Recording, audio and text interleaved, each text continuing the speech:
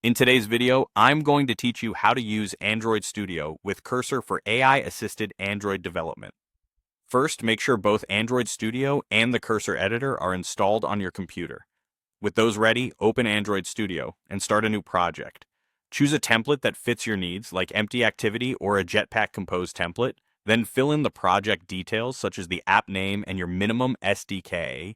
Pick a minimum SDK that matches the devices you plan to support, and then click Finish. Give Android Studio a moment to build the initial project structure and complete its Gradle sync so everything is indexed and ready. Next, open the project in Cursor. Launch Cursor, select File, then Open Folder or File and Open on macOS, and navigate to the root folder of the Android project you just created. Opening the root ensures Cursor can see your entire codebase, not just a single file. When Cursor prompts you to enable repo context, allow it. This lets Cursor sync and index your project so the AI can understand your architecture, dependencies, and how files connect. If you see indexing in progress, let it finish before asking the AI for help to get the most accurate suggestions. Optionally, create a .cursorrules file at the project root. This is a great place to tell the AI what frameworks and libraries you plan to use, like Retrofit or Jetpack Compose, your code style and naming conventions such as CamelCase for Kotlin, and how you want your files organized.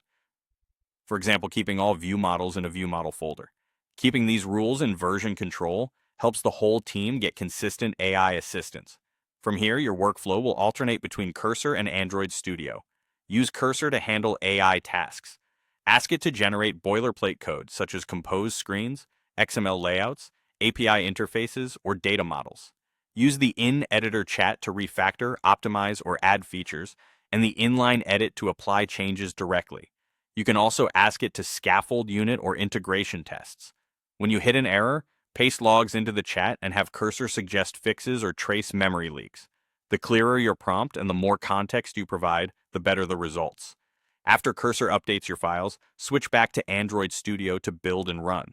Let Gradle resolve dependencies, add any that the AI referenced but didn't include, then run on an emulator or a physical device. Use Android Studio's debugging tools, like Logcat and the Profiler, to verify everything works at runtime. That's it, your streamlined loop. Generate and refine with Cursor, then build, run, and debug in Android Studio.